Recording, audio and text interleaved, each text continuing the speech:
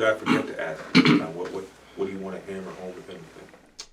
I mean, I think that there's an abundance of things, abundance of issues that are happening within the Black community, and it's But you're just one person. Do you put too much weight on your shoulders? Do others put too much weight on your shoulders? Like, I mean, you must deal with maybe people who expect you to, fix all these problems by virtue of, your mere title, by virtue of the title, African Nova Scotian Justice Institute. You must run into people sometimes who have an unreasonable expectation of you. That must be difficult.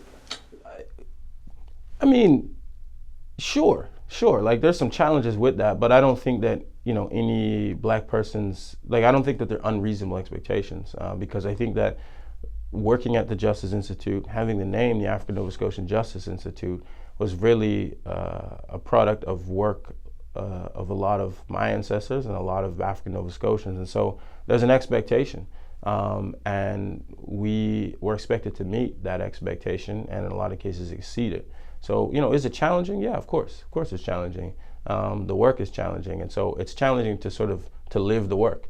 The things that I hear about each day, I've also either experienced or I'm experiencing it with the people at the same time. And so there's a bit of sort of a dual challenge that happens, but I'm not too challenged by it. I'm not feeling overburdened by it. I think it's actually a privilege to sort of be able to be in this position, to be one of the folks to be at the Institute that's sort of helping sort of build this thing as we're trying to solve the issues at the same time. So, I think that, I would say as a clinician, like, yeah, certainly it's challenging. It can be mentally taxing at times, but that also comes with, like, you have to take care of yourself so that you're then able to take care of the people at the same time. Any final thoughts? Anything we forgot to cover? I mean, there's a ton. There's a couple quotes that kind of come to mind for me, and one is that, if we all do a little, then nobody has to do a lot alone. And I think that it's sort of those incremental things each day. And I really believe in the fact that,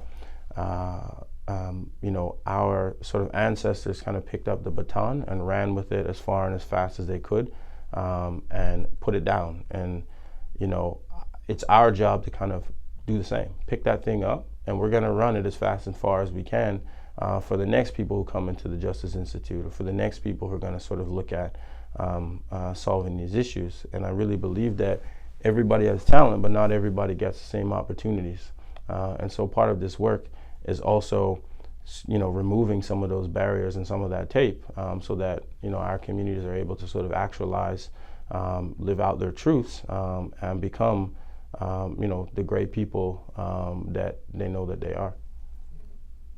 I understand the frustration of a lot of folks. Like I said, I mean, I'm not speaking, like, I grew up in public, like I was poor, and so, like, I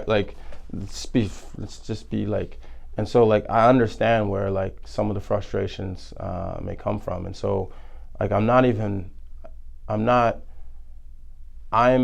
not shaken if somebody is frustrated. What bothers me is that I want to help that person or those people as much as I can, and we don't always have the answer at ANSJI. And so there is an expectation, and there should be, from community that we should be able to help with a lot of things, but we can't do all things. And so I think it's really just understanding where some of that frustration comes from, because we do get it, and I think it's okay. We just need to understand. Is it okay? It sounds unfair. Well, how's it unfair? I mean, I think that you didn't create someone's problem. Sure. You're here trying to help. Absolutely. Why should you be the subject of ridicule and or harassment? Yeah, I mean, I would rather it be us than folks arguing back and forth with police. I'd rather it be us than folks arguing back and forth with systems, because we're then able to actually unpack, understand, and I think our lens, like, we understand where some of the frustration is coming from. And so, some may say that it's unfair, but I say that it comes with the territory. Like, if you're working in institute, if you're working in public service, if you're working in public life, this does come with it. And you have to accept all aspects of the job.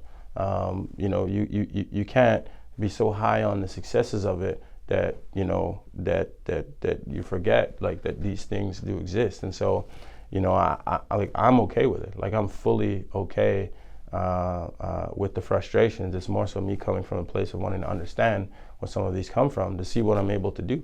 Sometimes we're not able to help. Sometimes people are, may just be so upset that they may not want to work with the Institute. Some of that stuff that happens, that's just the reality. But in public life and in public service, you generally won't be able to make everybody happy, but you do your best. You do your best to service, especially here, to be in service of our community. We're not going to please everybody, but like I can tell you, like we're damn sure going to try. Whether it's fair or unfair, you're saying though it is understandable and infrequent. Yeah. Certainly infrequent, but definitely understandable. It's public service. It's public life, and like I said, like we live the work. At the same time, we're trying to help folks. Like we may also be experiencing something ourselves, or we may have something happening. So there's just a different level of sort of understanding, I think, and empathy that comes with it. Oh, honey, we're about to get very busy up in here.